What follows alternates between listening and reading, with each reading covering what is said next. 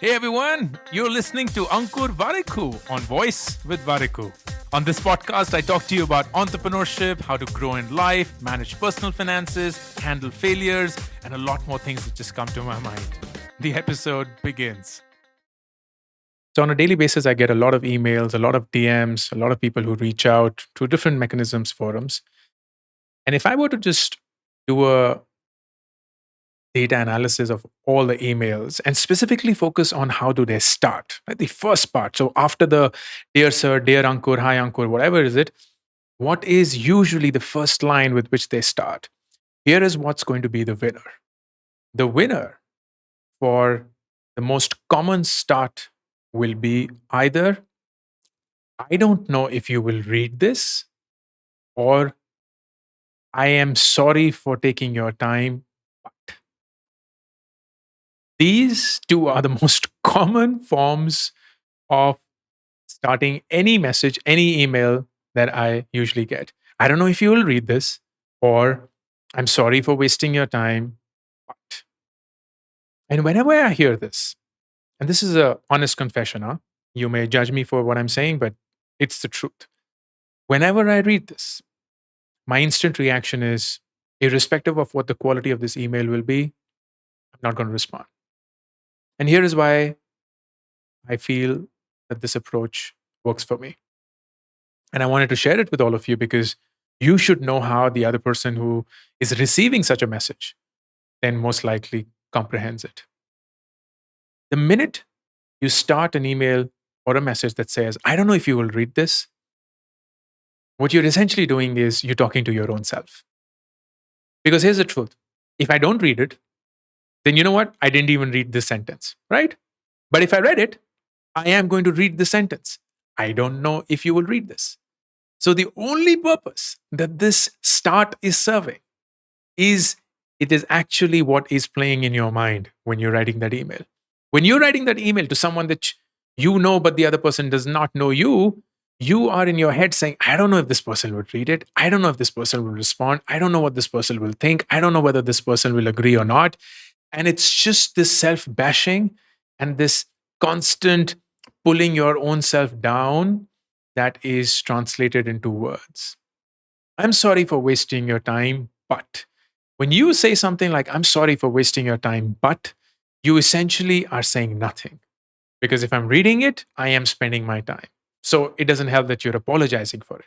If I'm not going to read it, I'm not going to waste my time as it is. But when you say it, it is me, or sorry, if you say it, it is you telling me, you know what, in my head, this email may not be very important for you. And I'm just hoping that you feel it is important for you. I know that this is an email from this random person who you do not know of, who's reaching out to you completely cold, who has no business being in your inbox. But I'm just hoping that you find something worthy of it and thus respond to it. That is what I am reading when I hear these two starts. And you know what this tells me? It just tells me one thing, that you destroyed your own self before you allowed anyone else to take a call on it. You basically awarded yourself a medal of being incapable, of being inadequate, of being someone who's not worthy of a response, even before someone else decided that for you. And it baffles me how many people are doing this on a daily, constant basis to themselves.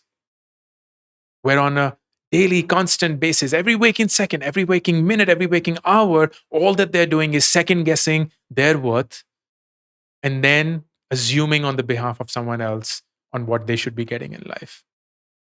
You reach out to your boss and like, hey boss, I don't know if this is important, but bad start.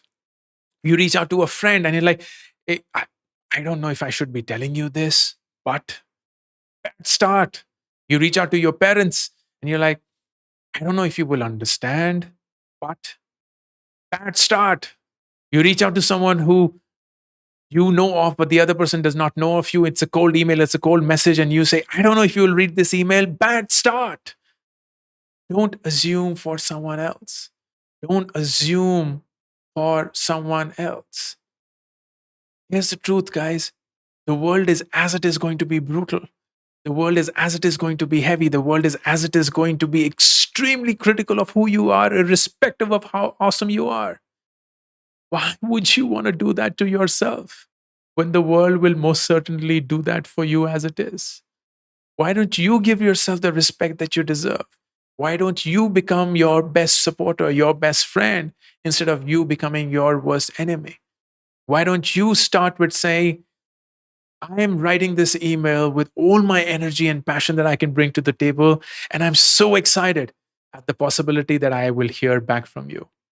Now, that's a start I would want to hear. That's a start I will 100% reply to, irrespective of what the content of the email is thereafter. Because you know what it tells me?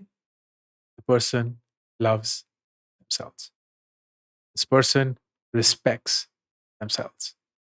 This person is their own best friend. And that suddenly makes me respect them. I remember at Nearby, I used to tell the sales team, whenever you go and speak to any client, whether it's a restaurant owner, it's a spa or a salon owner, or a large chain, or whatever the case may be, always address them by their first name or by Mr. and Miss last name, but never by sir and ma'am. Because the minute you address someone as sir and ma'am, what you're essentially doing is telling them that you are above me, and that I am submissive and I will be lower than you, which isn't the case. We have something to offer that they can benefit from. They have something to offer that we can benefit from. It's a mutual, equal relationship. But the minute you bring in a sir or ma'am, you bring this layer that you are above me, and thus I have to respect you, not because of what you've done, but because of your position, your title, your seniority. And that's the same thing I used to say within Nearby as well. Don't call me sir or ma'am. Don't call anyone in the company sir or ma'am. Everyone is on first name basis, because guess what? Respect comes from conduct. It doesn't come from title. So if you want to respect me, show that respect because of what I have done, not of who I am. In the same way, start with respecting yourself. If you don't do that, the plain, stark, harsh truth is that no one's going to do it for you.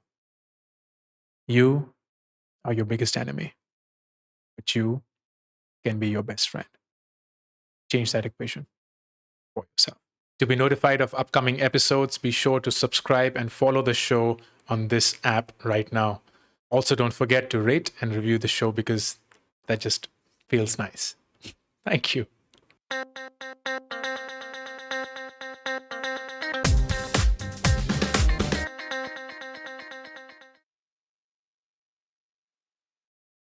If you like this podcast episode, then please remember to subscribe to the channel, because every week you will be notified.